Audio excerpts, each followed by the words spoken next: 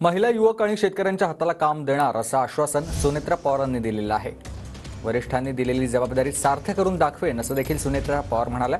महिनाभर बारामती लोकसभेतील नागरिकांच्या अडचणी जाणून घेतल्यात। सर्वजण उत्साहानं आता भेटत होते आणि यातूनच बळ मिळालंय असं सुनेत्रा पवार म्हणाल्या।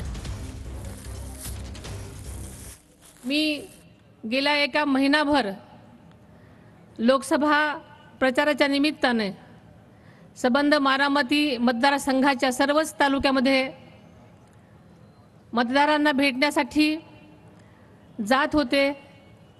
त्यानिमित्त त्यांच्या अडीअडचणी जाणून घेण्याचा प्रयत्न करत होते। प्रत्येक ठिकाणी अत्यंत उत्साहपूर्ण वातावरण होतं। त्या ठिकाणच्या भौगोलिक परिस्थितीनुसार प्रत्येक जण आपल्या अडीअडचणी सांगत होतं। अनेकांच्या डोळ्यामध्ये एक वेगळ्या प्रकारची आस माझ्याबद्दल दिसत होती आणि त्यामुळेच त्यांच्याविषयीची जी काही जबाबदारी आहे त्याची जाणीव मला होती।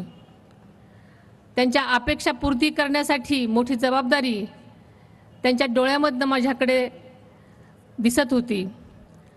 आणि म्हणूनच आपल्याला माहिती आहे की गेल्या एक महिन्यापासून ज्या माझ्या मतदारांना मी भेटत होते त्या मतदारांच्या ज्या काही मागण्या असतील त्या मागण्या जेव्हा मी ऐकत होते त्यांना हेच सांगत होते की माझ्या महायुतीने महायुतीतल्या सर्व वरिष्ठांनी आणि माझ्या पक्षांनी मला या मतदारसंघाची जबाबदारी देऊन जो विश्वास दाखवलेला आहे तो मी माझ्या कामातनं आपण सर्वांनी जर मला आपल्या सेवेची संधी दिली तर नक्कीच सार्थ करून दाखवीन। आपल्याला माहिती आहे की प्रत्येक ठिकाणी जेव्हा मी जात होते माझ्या माता भगिनी, युवक, वडीलधारी माणसं, लहान मुलं सगळेच जण मला उत्साहानं भेटत होते।